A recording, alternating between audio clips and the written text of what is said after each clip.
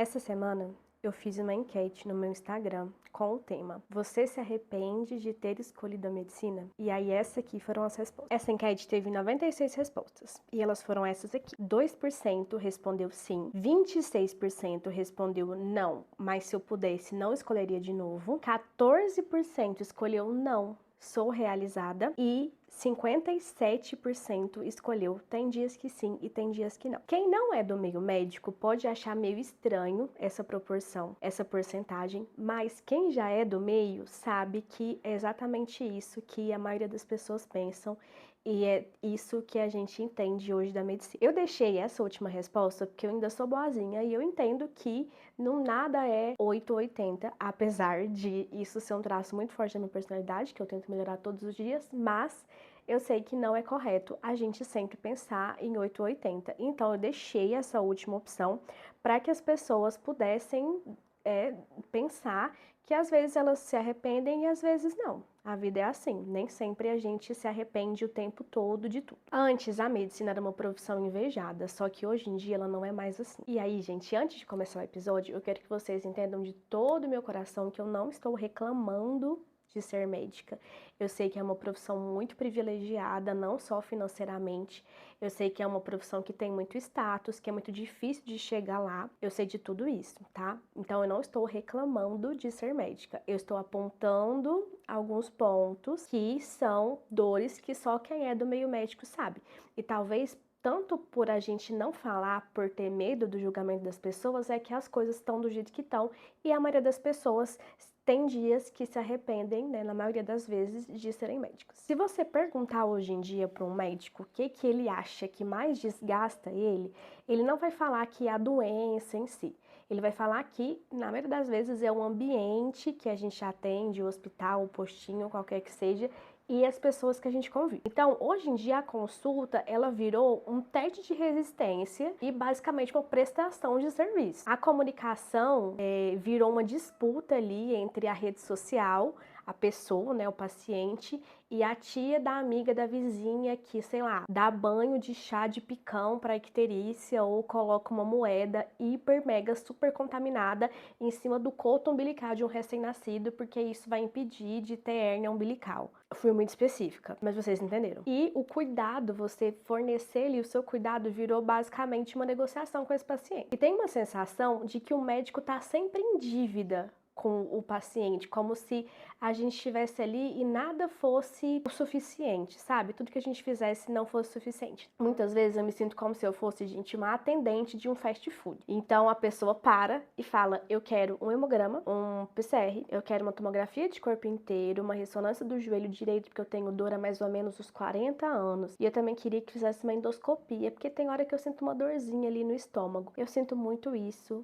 atendendo como médica. E na pediatria, mais ainda, porque como a criança não fala, os pais acham que a gente só sabe o que a criança tem se a gente fizer um exame para esclarecer, sendo que na maioria das vezes os exames eles só vão mostrar algo que a gente já suspeita. E aí a gente expõe a criança àquela gritaria louca que eles aprontam para tirar sangue, para fazer qualquer tipo de exame, sem necessidade, porque o exame, na maioria das vezes, não vai mudar a nossa conduta. A gente sabe o que o paciente tem pela clínica. Existe uma frase na medicina que a gente sempre fala, e isso talvez para os leigos não seja tão comum, mas a gente sempre fala: a clínica é soberana.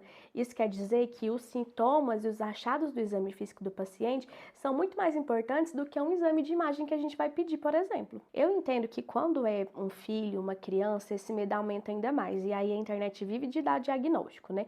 A rede social, ela transforma uma exceção em regra.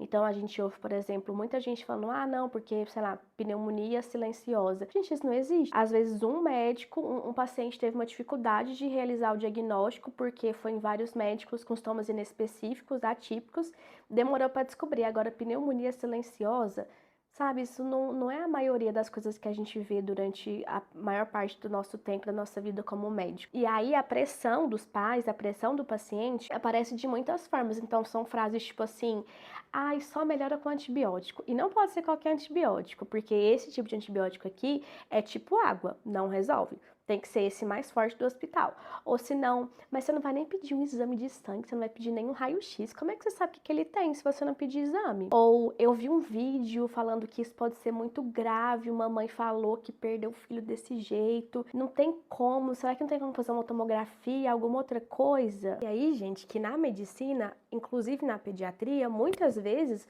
o melhor que a gente pode fazer para o paciente é observar.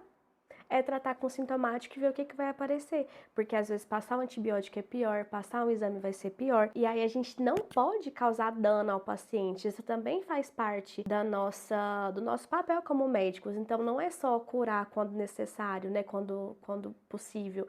O nosso papel como médicos também é não colocar o paciente, expor ele a coisas que ele não precisa e que podem causar mais dano ainda. Outra coisa que eu percebo muito na pediatria é que as famílias estão muito inseguras, e eu entendo, porque acredito que a geração que nos criou foi uma geração que teve mais afeto, com certeza, mas que mesmo assim fez tudo ali como dava, como podia, como era possível. E a nossa geração sente uma pressão muito grande em ser pais melhores do que os que nós tivemos. Só que isso transforma as famílias em famílias muito inseguras. E isso faz com que você exponha o seu filho a várias coisas que podem, inclusive, causar tanto mal quanto o que fizeram com você enquanto estavam te criando, sabe? Todo excesso faz mal. Sempre que a gente tem algum excesso, a gente esconde a falta de alguma coisa. Será que o seu excesso de cuidado e que você disfarça, né, de cuidado, não é algo que está prejudicando o seu filho? Por exemplo, não faz um acompanhamento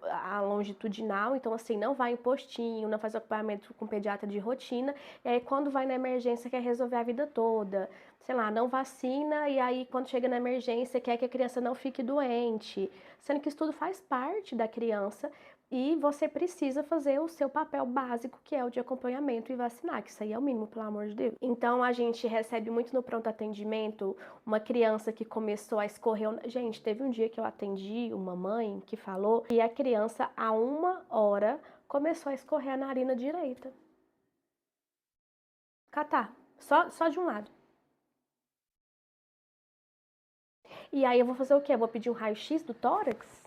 Eu vou pedir um exame de sangue? Sabe, gente? São coisas assim que é uma insegurança que não faz sentido. E a criança chega no hospital sem nada, porque a família é insegura de observar em casa, e aí ela vai embora com alguma coisa, porque lá tinha alguém que tinha alguma coisa, tinha uma bronquiolite, tinha uma pneumonia, tinha alguém que tinha alguma coisa e essa pessoa pegou. Fiquei nervosa, até caiu aqui. E outra coisa também muito comum na pediatria são dores abdominais por erro alimentar. Então, a família chega desesperada, ai, meu filho tá com muita dor na barriga, muita dor, não sei o quê, será que não é apendicite? Aí você vê, não tem uma febre, não tem um vômito, não tem uma defesa no abdômen, mas sabe o que que tem? Encheu a barriga de doce, comeu muito doce.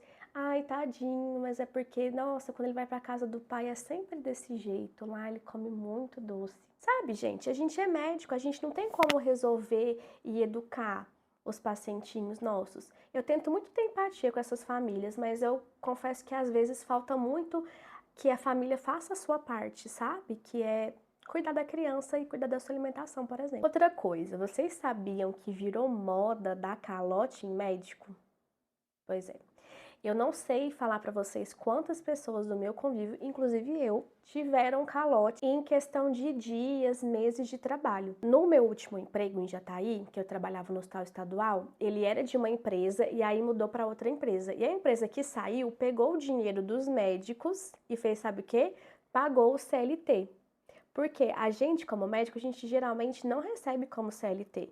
A gente não tem direito de férias, de atestado, a gente não tem esses benefícios. E o CLT, ele pode processar a empresa. Então, o pessoal foi lá, pegou o dinheiro que era dos médicos, que eram terceirizados, e aí acabou pagando quem poderia processar ele e deixou a gente sem dinheiro, ou seja, nos deu um calote.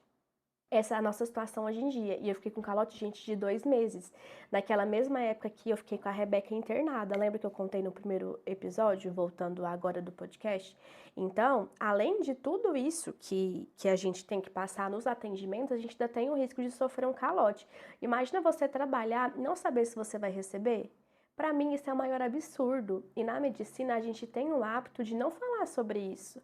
A gente não tem uma luta igual o pessoal da enfermagem, que sempre luta pelos direitos deles. A gente não faz isso na medicina. Eu não sei se é porque sempre foi uma profissão muito valorizada, isso nunca aconteceu antes, então agora as pessoas não têm esse senso, né, de justiça, de lutar pelos seus direitos, porque tudo sempre foi entregue no colo, mas a gente tem ficado muito calado diante dessas situações de calote. E outra coisa, gente, se fala, eu sempre falo muito sobre isso, se fala muito de medicina humanizada, mas eu sempre pergunto, humanizado para quem? A gente precisa de médicos mais humanos, mas você dá condições de humanidade para esses médicos?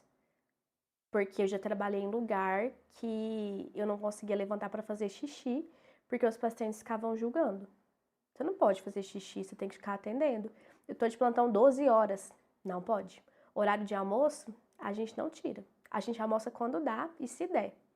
E aí, qual você acha que é o nível de humanidade que o profissional vai ter se ele não tiver horário de almoço, se ele não tiver como fazer suas necessidades fisiológicas básicas? E eu não estou dizendo que o médico deve fazer essas coisas e deixar o paciente desassistido. Eu estou dizendo que tinha que ter algum suporte para esse médico poder descansar, poder fazer o que, né, precisa ser feito, enquanto tem outro médico que continua atendendo, sabe? Isso não é entregue para nós. Então, na maioria das vezes, a gente não tem uma sala que tem privacidade, um tempo mínimo de fazer um exame físico, de avaliar, uma equipe suficiente, material suficiente, segurança, um fluxo organizado, acesso a exames que a gente precisa quando tem indicação. E improvisar na saúde custa muito caro, porque isso aumenta o erro, o estresse, conflito, aumenta burnout, aumenta casos de judicialização. E aí a gente tem que agir como se tudo estivesse perfeito, porque se você reclamar, você é ingrato, porque você já é médico. E aí você ainda acha que tem direito de reclamar? Não, não pode reclamar não. E além disso, gente, se normalizou, você sabe o que também? Agressão. Você tá no seu emprego e aí simplesmente você é agredido. Porque você não pediu o exame que a pessoa queria, porque você não fez o que a pessoa queria. E muitas vezes, gente, isso também tá na parte dos médicos em relação a tratar mal, gritar, brigar, por estarem cansados ou não. Não estou justificando. Mas eu, por exemplo, sempre dou o meu melhor atendimento. Eu posso estar no meu pior dia e sempre eu vou dar o meu melhor atendimento na medida do possível.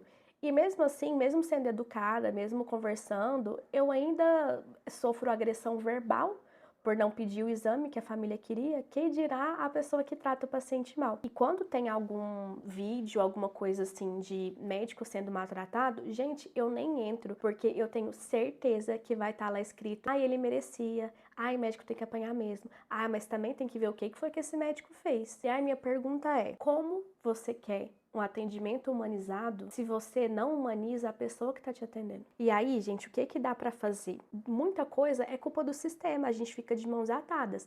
Mas para as famílias, tem que buscar mais conscientização, pesquisar mais, ter um médico de confiança para te acompanhar, para você perguntar sobre essas coisas de tipo, quando eu devo levar na emergência ou não. Para os serviços, estrutura não é detalhe, segurança não é luxo, né? São coisas básicas que devem ser feitas. E para nós médicos, a gente precisa registrar muito bem, comunicar com clareza, exigir essas condições e parar de ficar calado, porque em algum momento vai dar muito errado para algum de nós. E é isso, gente. Assim, ser médico sempre foi uma parte muito importante da minha vida, mas cada dia que passa com essas situações que andam acontecendo, igual eu comentei com vocês, tem sido uma parte que eu sinto que eu preciso reduzir pelo bem da minha saúde mental, que eu preciso ser outras coisas, que eu preciso fazer outras coisas, porque senão eu vou acabar adoecendo e não tem como você cuidar de alguém se você tá doente, não tem como. E ao mesmo tempo eu queria pedir conscientização, sabe? Não tem um alcance muito grande, mas se uma pessoa ouvir e falar para outra, que falar para outra, para mim já tá de bom tamanho em relação a que a gente precisa enxergar os profissionais de saúde como seres humanos. Quando foi que a gente passou de heróis da pandemia para pessoas que merecem apanhar hoje em dia, né? Isso é bem complicado. É isso, o vídeo de hoje foi um pouco mais sério, mas eu senti que eu precisava falar sobre isso. Espero que vocês tenham gostado e me deem dicas de novos vídeos, temas que vocês querem ouvir por aqui. E até o próximo vídeo. Um beijo e tchau!